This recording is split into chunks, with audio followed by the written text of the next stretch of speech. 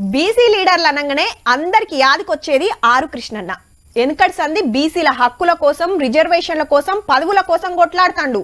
అటెనక జాజుల శ్రీనివాస్ గౌడన్న బీసీలకు జరుగుతున్న అన్యాయం మెరుక చేసి ఓసీల పెత్తనం ప్రశ్నిస్తుండు. ఇంకా కొందరు బీసీ లీడర్లు శాతనైన కాడికి దండ్లాడుతుండ్రు. మేమెంతో మాకంత వాట ఉండాలని. చూస్తుంటే వీళ్ళందరికంటే పెద్ద బీసీ లీడర్ కవితక్క అయ్యేటట్టుంది. పో ప్రచారం అయినట్టే కవితక్క బీసీలాడా అందుకున్నదుల్లో బీసీల కోసం కొట్లాడు, రిజర్వేషన్లు పెంచేదాకా ఊకోను అంటున్నది. ఆల్రెడీ సర్వే నడుస్తున్నది కదా, ఆ రిపోర్ట్ పక్కా ఉండాలి, కోర్టుకు పోయే ఛాన్స్ ఇవ్వద్దని బీసీ స్పెషల్ కమిషన్ ను కలిసింది ఎమ్మెల్సీ మేడము.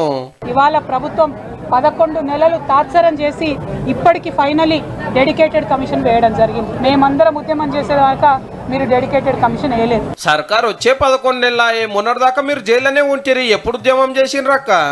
నన్ను జైల్లో వేయకముందే నేను ఈ పోరాటాన్ని ప్రారంభించినాను. అచ్చా, కారు సర్కార్ పోయినాక జైలుకు పోయే ముంగట నడిమిట్ల బీసీల కోసం కొట్లాడినట్టుంది. మరి ఇంత పెద్ద సబ్జెక్ట్ లో నెల లోపల ఏడకులగానే జరుగుతుంది. ఏడుకెళ్ళి రిపోర్ట్ ఇస్తారా? సర్వేకు నెల రోజులు ఎందుకు? అప్పట్లో మేము ఒకనాడే చేసి పడేసినామని రామన్న అంటుంటే నువ్వేందక్క గిట్లా అంటావు?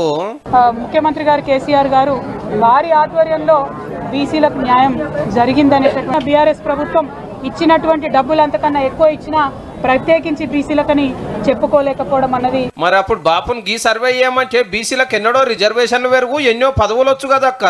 10 ఏళ్ల తర్వాత పోరాటం అందుకున్నందుకు కవితక్కను తారీఫ్ చేయవలసిందే.